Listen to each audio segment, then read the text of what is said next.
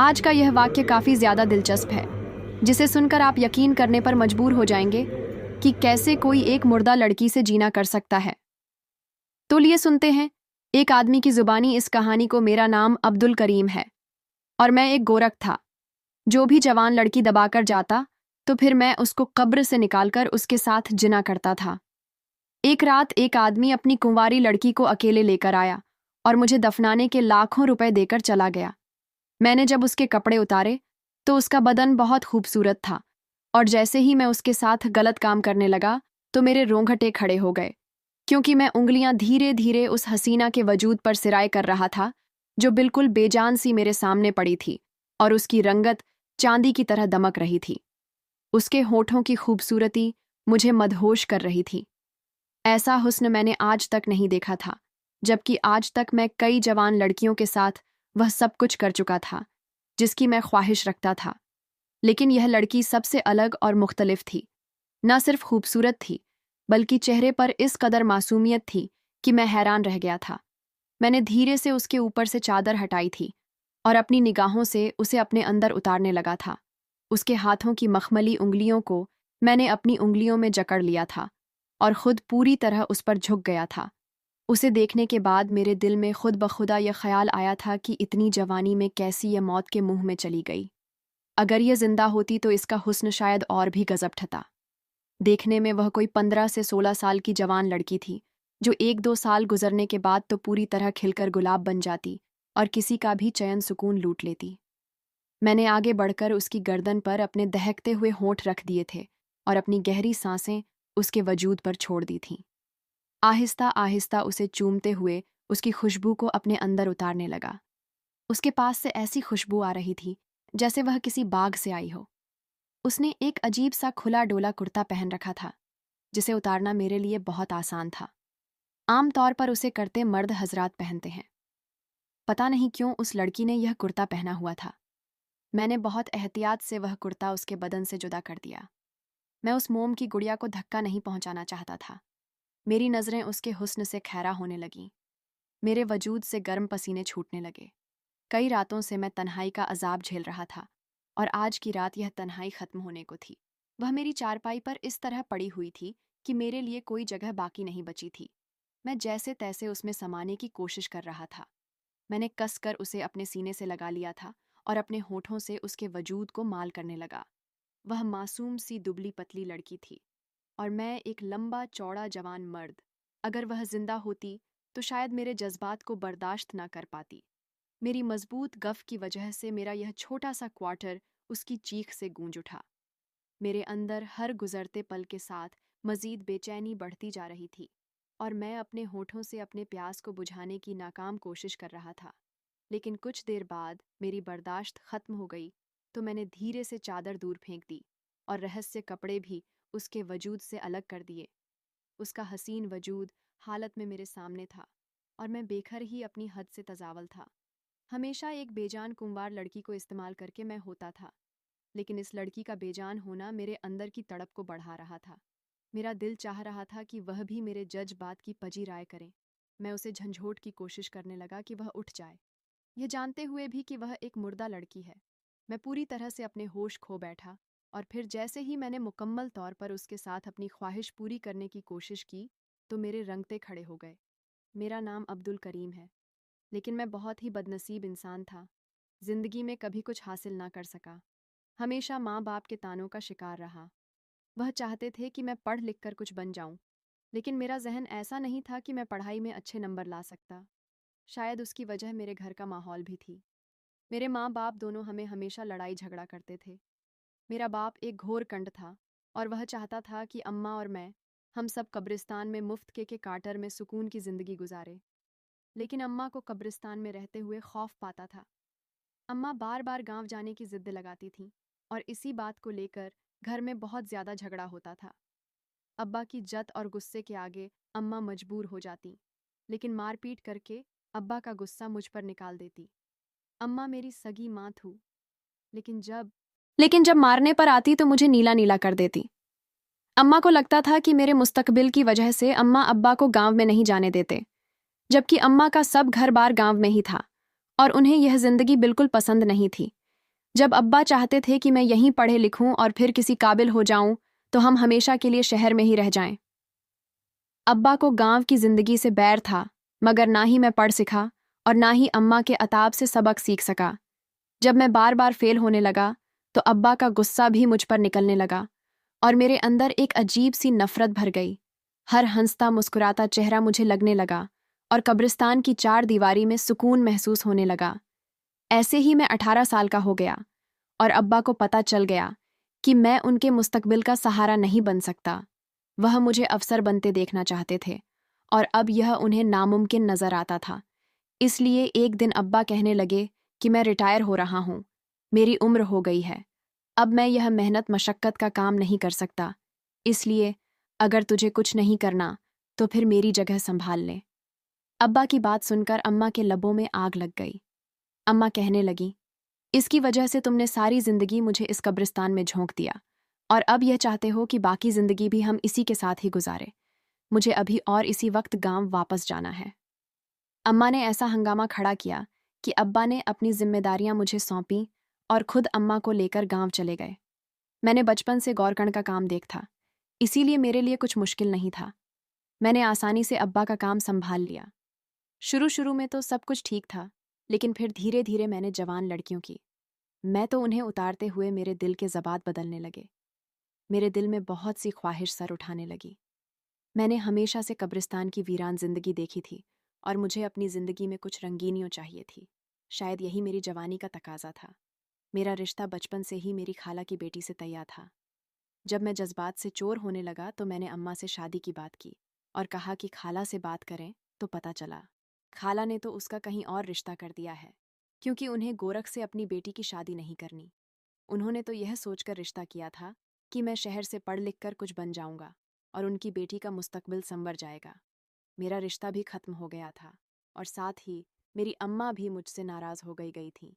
फिर उसका रिश्ता किसी और से हो गया और यह सुनकर मेरे तन बदन में आग लग गई थी।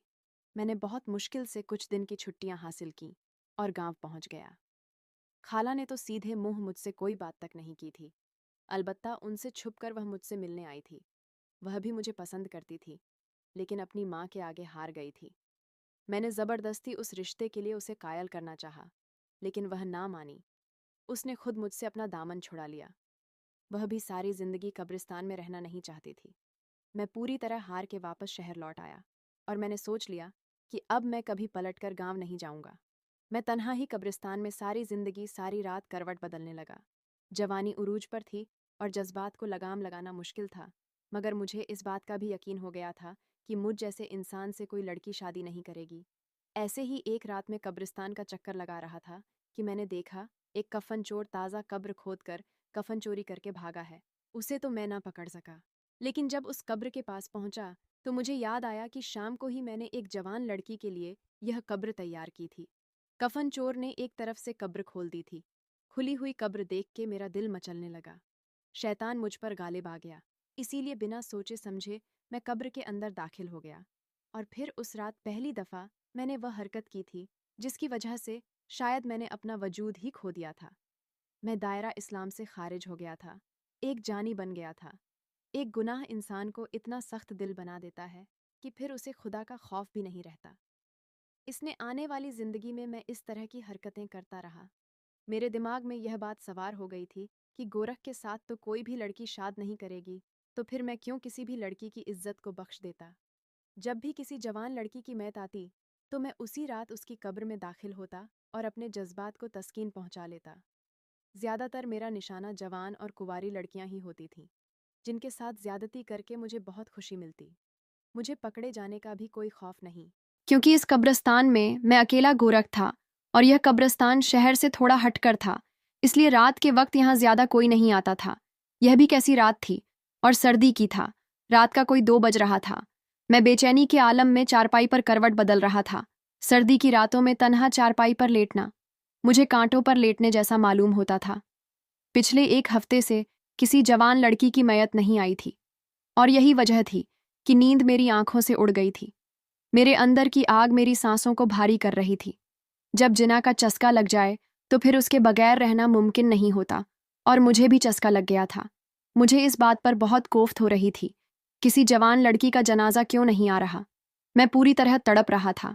मेरा बस चलता तो मैं दोबारा किसी इस्तेमाल की हुई लड़की को ही इस्तेमाल कर लेता, लेकिन मैं सिर्फ ताज़ा मैयत के साथ ही ज्यादती करता था, इसीलिए मजबूर था। ऐसा बहुत कम ही होता था कि हफ्ता हफ्ता गुजर जाने पर भी किसी लड़के की मैयत ना आती, वरना तो हर दूसरे दिन कोई ना कोई जवान लड़की मुझे मुफ्त में मिल जाती थी और मैं अपने अंदर की आग बुझा लिया करता था। अपने बाप का यह पेशा भी मैंने इसलिए अपनाया था ताकि मुफ्त में अपनी ख्वाहिश को पूरा कर सकूं।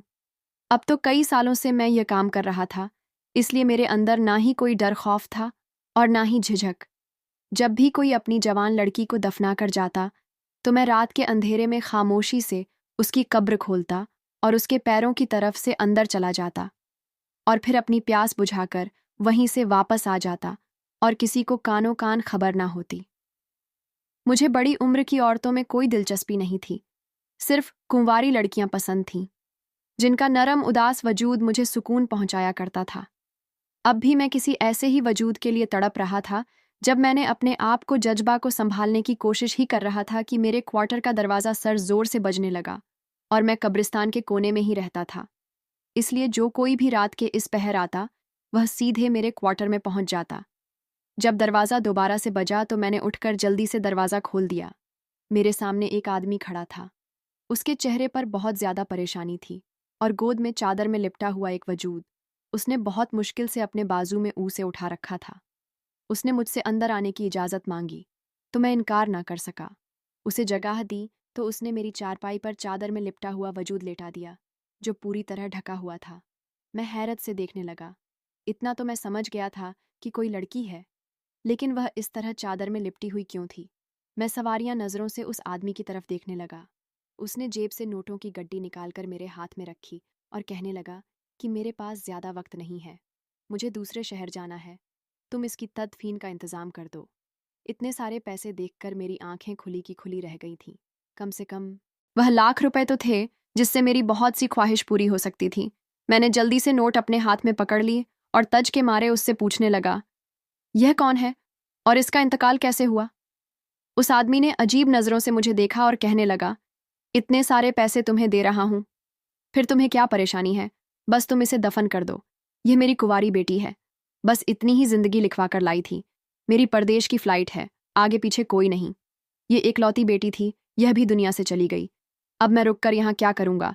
इसके कफन दफन की जिम्मेदारी मैं तुम्हारे हवाले कर रहा हूँ। और फिर वह तेजी से उस लड़की की मायत को मेरी चारपाई पर छोड़कर वापस चला गया, जो कफन में भी नहीं थी, बल्कि घर की चादर में लिपटी हुई थी। पीछे की तरफ मैंने पहले से ही कुछ कब्र खोद रखी थी, क्योंकि कभी कभार रात के वक्त मैयत आ जाया करती थी। इसीलिए उस लड़की की तनफीन करना मेरे लिए मुश्किल नहीं था। बस इससे पहले मैं उसका चेहरा देखना चाहता था। कुंवारी लड़की का सुनकर तो वैसे ही मेरे दिल में फिर से आग मचल उठी थी।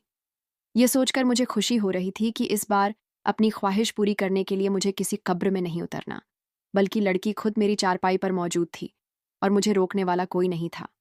फिर पूरे हफ्ते के बाद कोई लड़की मुझे मयस्सर आई थी। उस आदमी के जाते ही मैंने क्वार्टर का दरवाज़ा अच्छी तरह बंद किया और आहिस्ता से चादर उस लड़की के चेहरे से हट दी। जैसे ही मेरी नज़र उसके चेहरे पर पड़ी तो मैं झपकना भूल गया। वह इस कदर हसीन थी कि उस पर से नज़र हटाना मुश्किल हो गया था। मैं खुद पर काबू खोने लगा। मैंने धीरे से झुककर उसके होठों को चूम लिया। मेरी इस हरकत ने मेरी बताब को और भी अरूज पर पहुंचा दिया। मैंने आहिस्ता आहिस्ता अपनी उंगलियां उसके चेहरे से गर्दन तक फेरनी शुरू कर दी।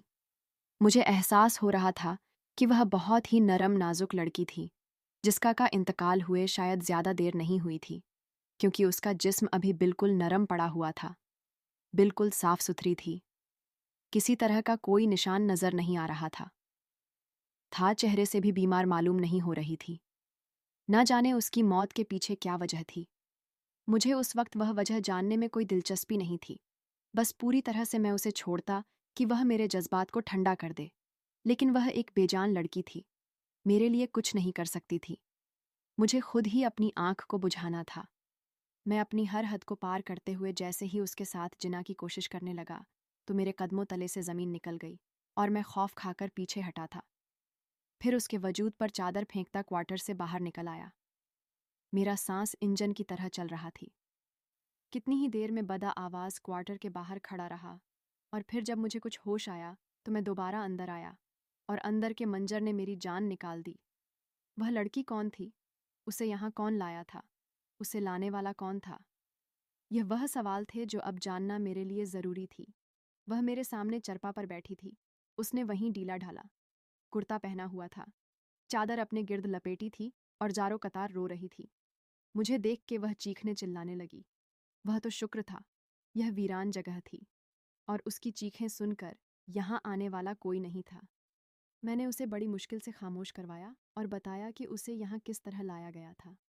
और फिर जब मैंने उसे सवाल जवाब शुरू किए तो उसने एक ऐसी हकीकत बताई जिसे सुनकर मेरे रोंगटे खड़े हो गए।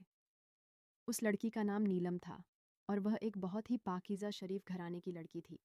उसने बताया कि वह हाफिज़ कुरान है और अपने घर के हालात को ठीक करने के लिए दूसरों के बच्चों को कुरान पाक की तालीम देती थी। ज़्यादातर वह बड़े बड़े बंगलों में पढ़ाने के लिए जाती थी ताकि हदियाना मिल जाए और उसके घर का गुजारा चल सके। उसकी माँ बेवा औरत थी, छोटे छोटे बहन भाई थीं, वही सबसे बड़ी बहन थी, इसलिए उसे ही अपना घर संभालना था। उसने उसने अपने मरहूम बाप की जिम्मेदारी अपने कांधे पर ली, और अपने छोटे बहन भाइयों की कफ़ा करने की खातिर सब कुछ करने लगे। पिछले कुछ अरसा पहले उसे बहुत अमीर शख्स के बच्चों को अरबी पढ़ाने का काम मिला, तो वह खुशी खुशी यह काम करने लगी। वह पूरे पर्दे में इस घर में जाती और तन्हा बैठकर बच्चों को पढ़ाती। उसे यह ज्यादा काम मुश्किल भी नहीं लगता था, इसलिए वह अपने काम से बहुत खुश थी। मगर धीरे धीरे उसे एहसास हुआ कि उन बच्चों के बाप के किसी न किसी बहाने उस कमरे का चक्कर काटता है जहां वह बच्चों को पढ़ाती थी। वह अपना मुंह छुपा लेती, कभी नकाब करती तो कभी मास्क लगा देती, लेकिन किसी न किसी बहाने बच्चों का बाप भी बेधड़क अंदर आता और उसका दीदार करके जाता। उसने कई बार उन बच्चों की माँ से बात करने की कोशिश की कि लेकिन वह हाई सोसाइटी के लोग थे, जिनकी नज़र में नीलम जैसी लड़कियां दकियानुसी और पुरानी सोच की मालिक होती हैं। उन बच्चों की माँ ने इस बात पर कभी यकीन करने की कोशिश ही नहीं की कि उसका शौहर नीलम पर बुरी नज़र रखने लगा है। एक रोज़ वह बच्चों को पढ़ाने के लिए अंदर गई तो एक मुलाजिम ने उसे कमरे में बिठा दिया, लेकिन बच्चे कमरे में नहीं थे। कुछ देर बैठने के बाद उसे एहसास हुआ कि घर में सन्नाटा है। बच्चों का शोर सुनाई नहीं दे रहा था और ना ही वह पढ़ने के लिए कमरे में आए थे। फिर जब उस बात मामूल से हटकर महसूस हुई तो उस कमरे से निकलने लगी। मगर उन बच्चों का बाप अचानक कमरे में दाखिल हुआ और उसने कमरे का दरवाज़ा बंद कर लिया। नीलम जान गई थी कि उसकी फितरत में कैसा फितूर है, लेकिन उससे पहले कि वह शोर मचाती या हंगामा खड़ा करती, उसने नी को अपने काबू में कर लिया और उसके मुंह पर अपना हाथ रख दिया। नीलम की आवाज़ उसके हलक में ही दम तोड़ गई। वह नीलम को घसीट हुआ उस कमरे से अपने बेडरूम में ले गया। घर में उस वक्त कोई मुलाजिम भी मौजूद नहीं था। जिस मुलाजिम ने उसे कमरे में बिठाया था वह भी न जाने कहाँ चली गई थी। उस आदमी ने नीलम को अपने बिस्तर पर फेंका और जग भरकर पानी नीलम के ऊपर डाल दिया। नीलम अपना बुर्का उतार चुकी थी। वह सफ़ेद रंग के कमीज शलवार में थी। पानी पड़ते ही उसका वजूद आर पार हुआ और उसका हुस्न नुमाया होने लगा। वह शख्स बड़ी भी बेताबी से नीलम पर हमलावर हुआ। नीलम खुद को उससे बचाने के लिए बिस्तर से उठकर भागी, लेकिन कुछ पानी मार्बल पर भी गिर गया था, जिसकी वजह से वह फिसलकर इस तरह गिरी के बेहोश हो गई। उसके बाद उसे कुछ याद नहीं था, और अब जब उसे होश आया तो वह बहना हालत हुई। मेरे क्वार्टर में मौजूद थी और यह कहकर वह फूट फूट कर रोने लगी। मैंने उसे बताया कि उसे लाने वाला आदमी उसे मुर्दा कहकर यहाँ छोड़ कर गया था और वह उसकी तफ्फन के लिए पैसे भी देकर गया है। मैंने उसे बताया कि जब वह यहाँ आई तो उसकी इज्जत बिल्कुल महफूज थी, उसके वजूद में कोई खराश नहीं थी, और अगर उसकी इज्जत को किसी ने नुकसान पहुंचाने की कोशिश की तो वह मैं था। लेकिन मैं भी उसके साथ जना नहीं कर सका था, क्योंकि इससे पहले ही उसे होश आ गया था। उसे रोता हुआ देखकर मुझे ना जाने क्यों बहुत तकलीफ हो रही थी। मैंने हाथ जोड़कर उससे माफ़ी मांगी और उसे घर पहुंचाने की जिम्मेदारी अपने कांध ली। वह परेशान थी और आधी रात हो चुकी थी। उसे अपनी बेवा माँ का ख्याल सता रहा था, इसीलिए मैं उसे रात की उसी पहर उसके घर की तरफ लेकर निकल पड़ा। उसकी माँ वाकई बहुत परेशान थी। वह उसके गले लग के फूट फूट कर रोने लगी। इज्जत पूरी तरह तो खराब नहीं हुई थी, लेकिन कहीं ना कहीं मैंने उस पर हाथ डाला था। इसलिए मैंने उसे शादी की पेशकश की और उसे बता दिया कि मैं गौर कौन हूँ, और यह भी बता दिया था कि मैं अपनी गलती पर अब बहुत शर्मिंदा हूँ। नीलम ने दोबारा मुझे कलमा पढ़ाया था और मेरे कहने पर 2 दिन बाद ही मुझसे निकाह भी कर लिया था। उसके 2 छोटे छोटे भाई थे जिनकी खातिर वह बहुत मेहनत कर रही थी। किराए का घर था। मैं उसके घर वालों को भी अपने क्वार्टर में ले आया और उनकी ज़रूरत को अपनी जिम्मेदारी समझ लिया। मेरी बीवी को दीन की बहुत समझ थी और मैं भी उसकी तरफ झुकने लगा। आहिस्ता आहिस्ता उसने मुझे भी एक अच्छा इंसान बना दिया था, क्योंकि मैंने अपने माँ जी के बारे में अपनी बीवी को सब कुछ बता दिया था। और उसने मेरी इस्लाह की आहिस्ता आहिस्ता मुझसे हर मसले के बारे में बताने लगी। मुझे हर गुनाह पर बहुत पछतावा था। मैं हर रोज़ अपने गुनाहों पर नदामत के आंसू बहाने लगा था। इस बात को तकरीबन 2 महीने ही गुजरे थे कि एक रोज़ कब्रिस्तान में एक मैयत लाई गई। मैं कब्र तैयार कर चुका था, बस दफन के मराल के लिए खड़ा था कि जब भी उस चेहरे पर मेरी नज़र पड़ी जिसका पूरा जिस्म झुलस चुका था। होठ भी बिल्कुल स्याह थे, सिर्फ चेहरा सलामत था। उस चेहरे को लाखों चेहरों में भी मैं पहचान सकता था, क्योंकि यह वही आदमी था जो नीलम को लाया था। और फिर जब मैंने मालूमात की तो पता चला कि वह शख्स बहुत बुरी तरह जल मर गया है। लोग दबे दबे लफ्ज़ों में कह रहे थे कि जो दूसरों की इज्जतों के साथ खेलता है उसका अंजाम ऐसा ही होता है।